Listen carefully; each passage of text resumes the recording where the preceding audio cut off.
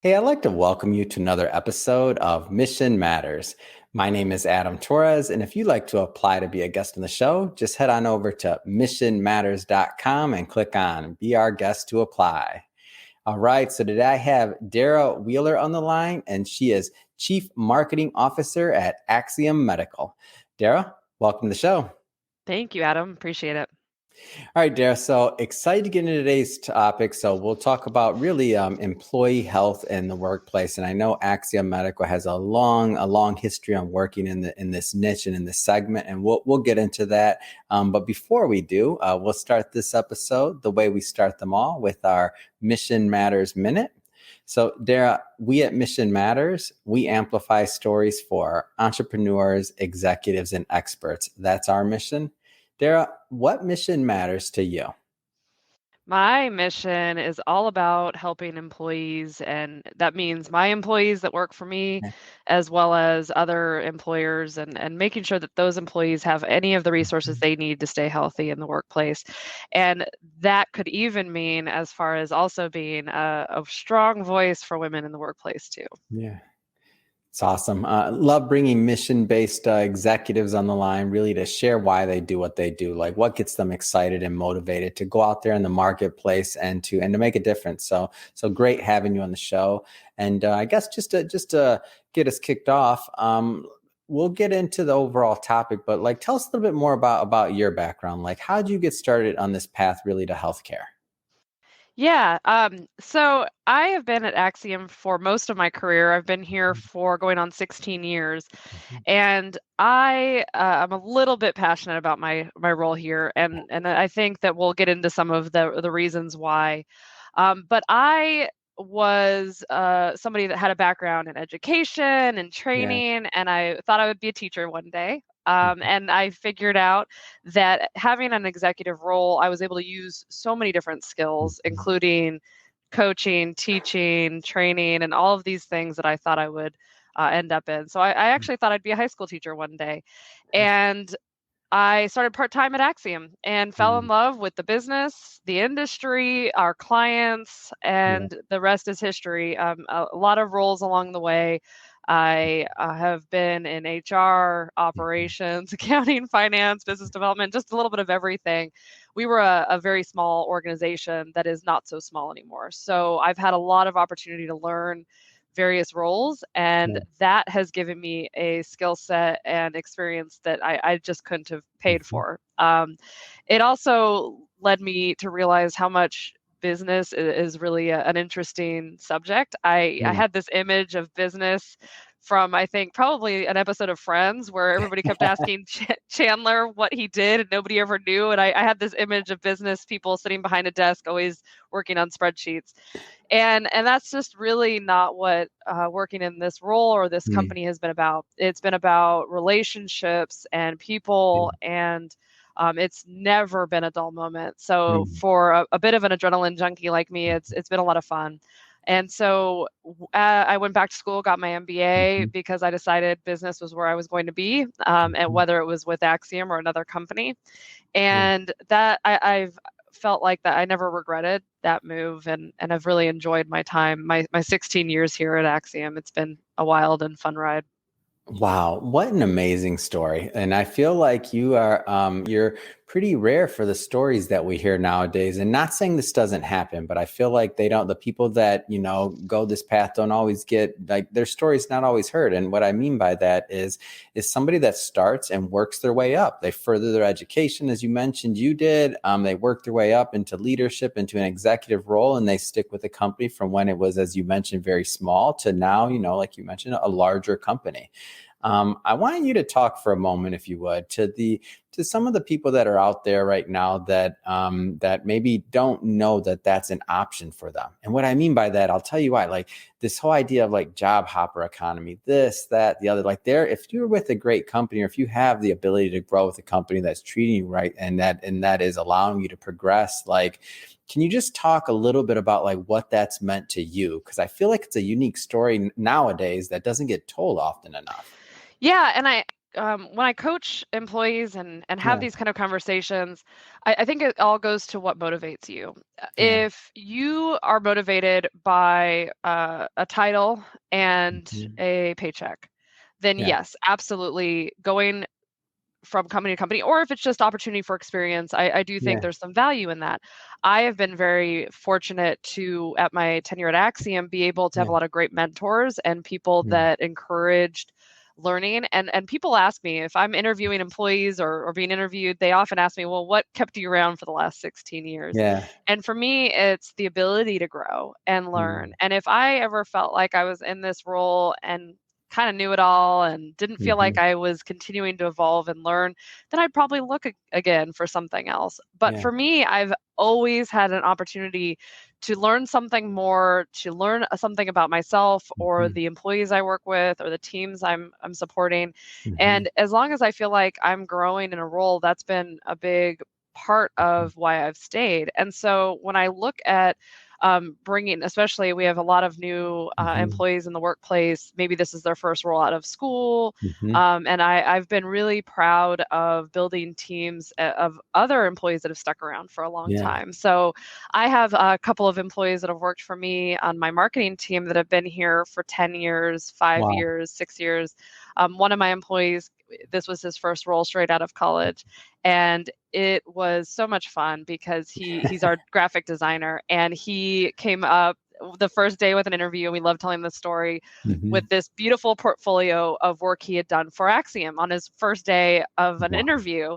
And he's been here now for a long time. And one of the areas of growth that he's working on right now is working on learning how to do UX and UI design. Mm. So while that's not his current role, his supervisor and I are really Mhm. supportive of him growing in that way.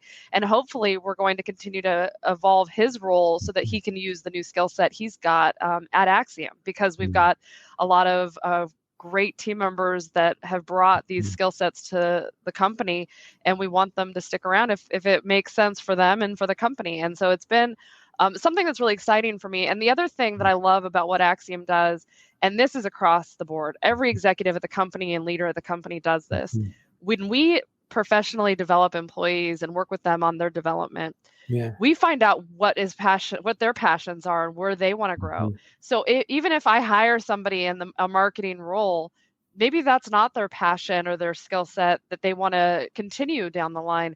They may end up in another role at the company, but what we Yeah. do is we try to discover that, work with them, and find where they would best fit and where their Mhm. passions will lead them to success.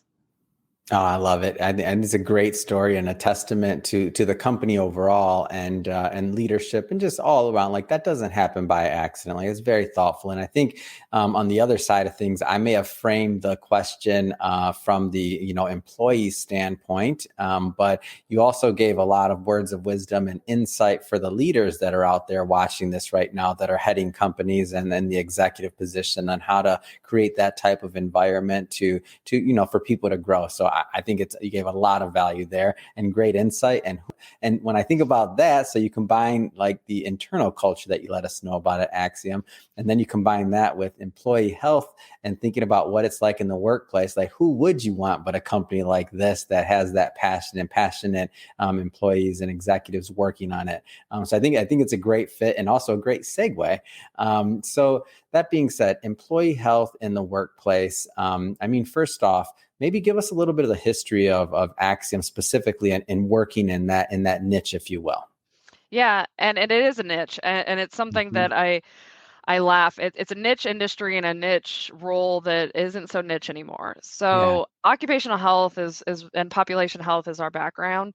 Mhm. And what that means is we've worked with employers for 22 years to Mhm. keep their employees healthy and safe in the workplace. And that's through programs like injury management and occupational health programs. And what we found is that we partnered really well with companies that were in safety sensitive industries like oil and gas and construction and manufacturing. And those populations have either federally regulated programs or company regulated programs where they need to pay attention to keeping employees healthy because they're in maybe riskier roles where injuries are more likely, where physical demands on employees are high. I think I even told you, Adam, when we've talked before, that for years I've been here. I've been 16 years, and my family, if they were asked, would probably have no idea what I did or what Axiom did. And in this environment that we're all facing today, with labor shortages and companies trying to figure out ways to keep employees safe in the middle of a pandemic, what we found is that little niche that we've had for years and years isn't so niche anymore. We've had more industries and employers having to pay attention to these types of roles and making sure that they're partnering with organizations to keep their employees healthy. And so what Axiom does is we partner with large and medium-sized organizations to create programs that are systemic across their entire organization. And so that's really important as you think about these large companies that have locations across the US, Canada, Mexico, Puerto Rico, all over the place.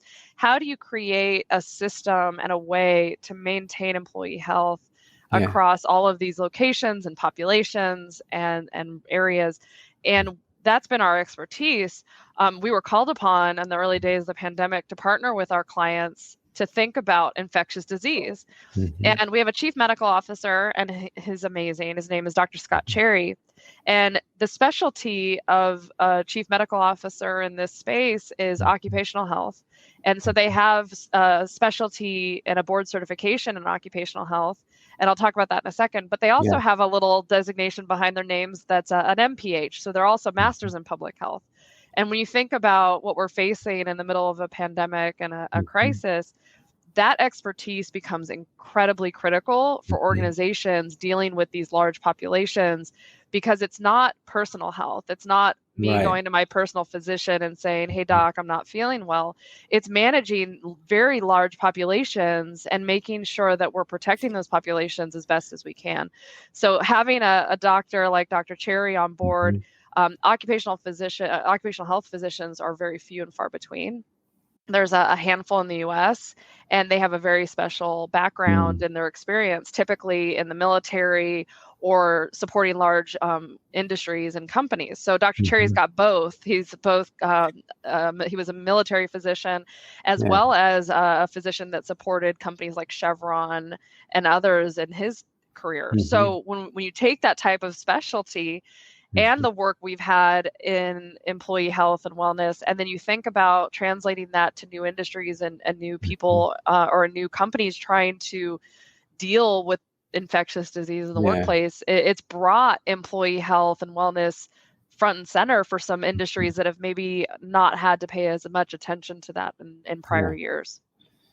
Let's peel that back a little bit more, and specifically the new industries that are, because I feel like maybe some of the, the leadership team and things like this is kind of thrown on their plate. Obviously, nobody asked for this. Like nobody would want something like this to happen. But, I feel like for sometimes it's thrown on your plate, so to speak, as a leader, and you're thinking, okay, now we have to solve this problem, or we have to figure this out. Talk a little bit maybe about like how specifically like Axiom kind of steps in and is that trusted partner and helps them on that figure it out part, because those new industries, I feel like they're caught off guard with many other things. And if this is one thing that can be additionally helped with, which is the most important in my opinion, which is the health of your employees, without them, it all stops. So tell a little bit more about how you serve as that trusted partner. Yeah. So historically, this concept of employee health in the workplace, of course, is not a new concept. And there's a lot of different programs that have been put into place through the Department of Labor or through OSHA and various other organizations.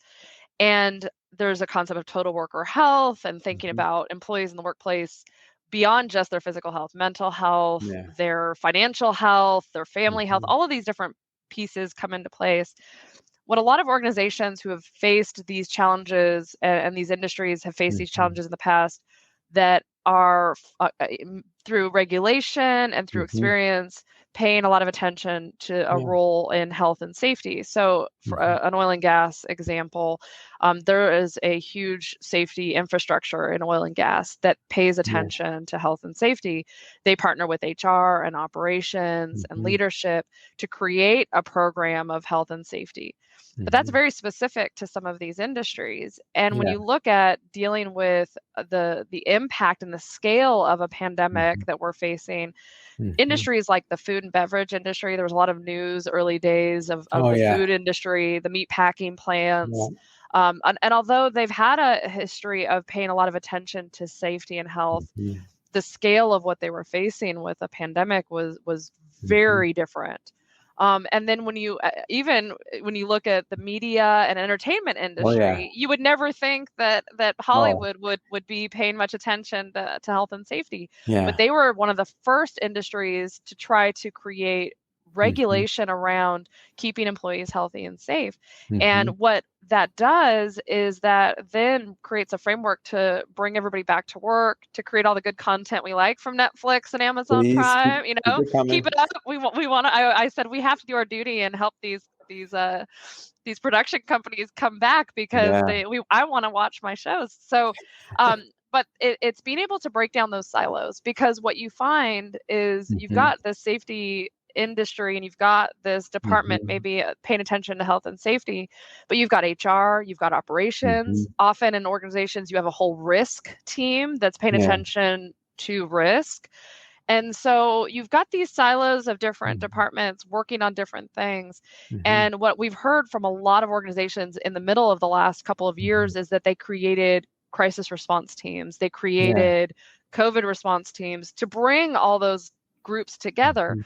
Well, that's something we've been encouraging for a long time, because just in general, health and Yeah. safety is a big dollar ticket item, not to mention the right way to pay attention to your employee population. Mhm. So the way we get involved often is by it's a very consultative relationship in a lot of Mhm. ways.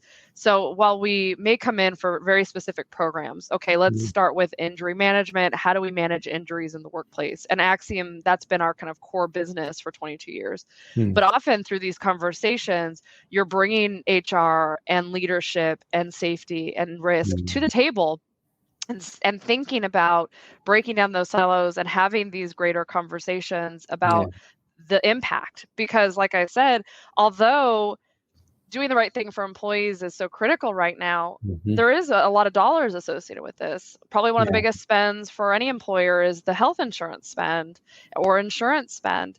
And if Mhm. you start thinking about holistic approaches to employee health, that's what really impacts that bottom line for employers. No, it's awesome. And what I see too, and you're working with large companies, right? Just to, I guess to set the table here. So you work with like larger employees, mid-sized companies also. Give us a flavor for that before I maybe get into my next question. It's a little all of the above. Mhm. We work from Fortune all the way to the top Fortune 500 companies. We work with a lot of them, all the Yeah. way down to small single owner operators. And it really Mhm. depends on the industry. In oil and Got it. gas, there's a contractor relationship, often with small businesses Mhm. working on the larger oil and gas sites.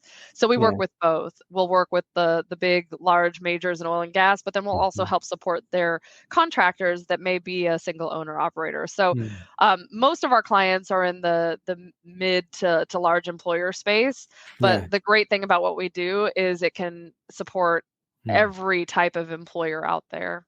Mhm. So, and this is where I was going with it, and I don't want this to sound as a like a loaded question. And I know there's no one size fits all for any employer, right? Every employer is going to be different. They're going to have different leadership. They're going to have different needs, and they're going to be in different, let's just say, points along the way of this particular journey. But if somebody's watching this and they're kind of reevaluating and kind of taking a look back at their own organization as they're watching this and thinking about how it applies to them. What are some things or some takeaways that they should be thinking about on kind of going on that journey and furthering the needle on this employee health topic? Like what are some things they should be thinking about? So I think there's a lot to kind of start with, and I think it's a Yeah. good question because it can be a little overwhelming. Where do we Yeah. start? How do I we? was overwhelmed just Yeah, even asking the question for the record, Dara. yeah, where do we start? And that's why I had to preface and tell you, like, well, I don't want this to be loaded, and I know there's not one size fits all. Like everybody's different, but continue. I just need to let you know, like, I Yeah, felt their pain even when I was asking the question. yeah, and I think starting with partnerships is the way to Mhm. go. At least, of course, we're an outsourced solution, so I think Yeah. partnerships are always the way to go. What I do say though is it's just starting. The Yeah. conversation is number one. Recognizing where we have opportunities, where we can Mhm. grow, and think about supporting employee health differently. I think that's number Mhm. one. Mhm. Um, there are, like you said, of course, every Yeah. organization and industry is different and further along the path maybe than Mhm. others. But what I do see happen is Mhm. it's let's start with the kind of the low hanging fruit, of course. What are the big ticket items? And I do think for what we see today in the current environment, Mhm. when we're looking at ESG initiatives and we're looking Yeah. at stakeholders and Mhm. enlightened employers and what are the things that we can do to think differently about these Mhm. employee populations, what I do say is starting somewhere and being transparent about where you're starting is probably Yeah. number one, because one of the big things that we advocate for is that transparency from the top. Okay, Yeah. where do we stand today? Mhm. What challenges as a workforce are we facing, and what are we thinking about addressing? And employers, depending upon their industry, are going to have different low-hanging fruit that they need to address. Mhm. But one thing that, and we'll talk a little bit more about this, that we're seeing as a big trend for employers is mental and behavioral health and Mhm. thinking about that component, because a lot of these industries we've partnered with have paid a lot of Mhm. attention to physical health because Mhm. that was the low hanging fruit. Let's make sure people are physically able to do the job that they're able to do, that they were hired for. But how do we support employees that are struggling mentally and through Mhm. some other challenges? And I don't know that we have as good of an answer from an Yeah. employer standpoint. And I think if we just start there, hey, look, as an employer, we are starting to look at what we can do better, Mhm. how we can support employees better. I think that's number one, and being transparent Mhm. along that journey is so critical. And I take that to heart for our own employees as well. Mhm. Yeah, no, I think that's a great start for people, and it's a journey, right? So it's not like this is going to be solved like quickly. Especially, I mean, for context, we're recording this in January of 2022, and I believe we just had a spike in cases, and we just have all these other things going. And the future of the workforce, which is a whole nother interview I might bring you on, Yeah. because you do have a unique vantage point, working with so many different companies, both large, mid-size, and just that, and different industries, to just feel like that as the future of the workforce evolves, because we're definitely evolving, that's for sure. I don't think anybody would argue against that. Like as it evolves, like, and we think about employee health, like, and the focus on it, like that evolves as well. And it's interesting because the whole, the whole world's and obviously the marketplace is affected by this. So I guess on another note, like how's it been kind of helping navigate as leadership through these different changes for yourself, either in Axiom or also just for your clients? Because I feel like it's a unique time period to help to kind of navigate that transition for people. Yeah, I was teasing my team today that I just changed one of my LinkedIn profile things to always be flexible. And flexibility, in any Mhm. business, process discipline is so critical. We need to have Yeah. good process, we need to adhere to that process.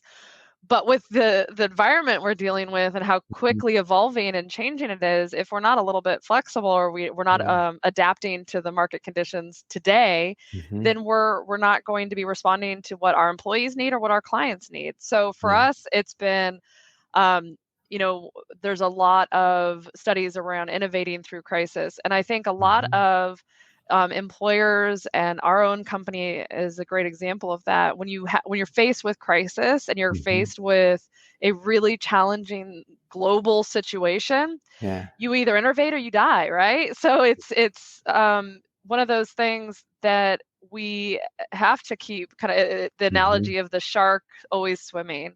If we always swim forward and keep kind of moving forward and that innovation and making and our Mhm. innovation, and I always like to make sure I clearly say this, it's not necessarily from the top. The Mhm. innovation is coming from everybody in the business. And it's Totally. if you give and you create a culture that allows for that and allows for that flexibility Mhm. within a very nice framework, Mhm. then you've got an opportunity to create some amazing products and ideas in the middle of a crisis. And that's something that we were able to do.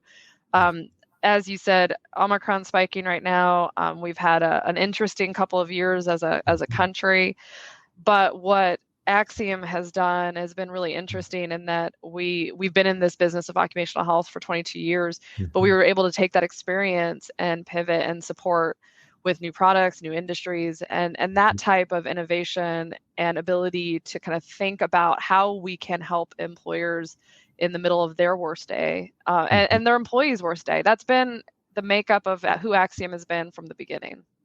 Yeah. And I get that, by the way, from talking to you and from also hearing the story and then just your history and where your heart's at. I mean, you can just feel it through the interview. So I think this is great. And I know you're busy at Axiom. I know a lot of things going on. As we kind of started the interview saying you've been doing this business a long time, and now your services are needed even more so now maybe than ever, which is great to have for you to have that team there in place. So I just have to ask, like what's next? I mean, what's next for you? What's next for Axiom Medical? I think the biggest thing that's next is mental health. Like I said, Yeah. I do think that this is an issue that was there well before we were Hmm. dealing with a pandemic. I do think that the struggles we've all faced over the last couple of years have really highlighted where we need to pay attention a little bit Yeah. more. Resilience is so critical, and if you've got the ability as an individual and as a team to be resilient, Hmm. and to know how to be resilient in the face of these really challenging times, it's a total game changer. And it's Yeah. something that you have to practice and really pay attention to. So what we see for employers and for our own company is that's the Hmm. next step is there's been a focus of mental health and behavioral health, but it's maybe through personal health insurance or through apps or through different options. But when you think about it again with this population health framework, which Hmm. where is the framework we come from, Yeah. that's a different that's a different thing. It's a game changer for us and Mhm. for a lot of the companies we partner with because it gives you an ability to see this from a global perspective, not just an individual. Do we look at the individual who's struggling or in crisis? Absolutely. But do Yeah. we think about how that fits in with a team, with a business, with an organizations, with the country, and think about how do we shift this? And so Axiom's always been in the business of physical health, right? Hmm. So but we see mental health as being the same. So when we think Totally. about first aid treatment in an injury management process, well, we need Hmm. first aid treatment for mental health processes too. And so Yeah. that's what's next for us, and I think what's next for a lot of our clients. Once we can get past some, minor things like the global pandemic we're dealing with. Yeah, no, I mean, well said. I love this thought of also stepping in and the mental health side of things, because I think we've all, I totally agree with you when you say that, that problem was already there. We just weren't necessarily talking about it, so to speak. It was there. And I see that more and more. And it's kind of like now we're looking under the rock and we're like, oh, there's more there that needs to be done. Right. A lot more. Yeah, a lot more. And I think right now employers are Mm. really overwhelmed. Yeah. Like we've kind of said along the way with where to start. And where to start right now is just trying to keep the doors open because Yeah. we're dealing with the challenges we're dealing with from a health perspective. Yeah. But right behind it, we're going to be dealing with how to keep our doors open from a Mhm. mental and behavioral health perspective as well. Perfect. Well, Dara, it's been great having you on the show today. I mean, I learned a lot. I'm hoping our viewers learned a lot as well. If somebody's watching this and they want to learn more about Axiom Medical or to connect with you and your team, I mean, what's the best way for them to do that? Axiom is on all the social platforms. Mhm. We are very active on LinkedIn and Instagram and all of the other platforms. Our website is axiomllc.com. and we are always available and here to help. We're a 24/7 business, and we are available 24/7 to help out with what's going on in your business. That's what I'm talking about, and we'll put all that stuff. By the way, all the links and stuff to the audience, and we'll put them all in the show notes so that you can just head on right on over and click and get the information you want. And if this is your first time with Mission Matters or viewing our program, just to let you know, we're a platform that's all about bringing on entrepreneurs and experts and executives, and really having them share why they do what they do, like what gets them excited and fired up to go out there in the world and make a difference. And we have many, many more mission-based entrepreneurs and executives coming on the line. So if that's the kind of content that interests you, we definitely welcome you to hit that subscribe button, because we have more guests on the way. And Dara, really, it has been a pleasure having you on the show. I look forward to watching the continued success of yourself and Axiom Medical, and really just how Axiom is really a beacon of light and hope out there for people that are looking to get help in the workplace for their employees. So thank you again for coming on the show. Thank you for having me. I appreciate it.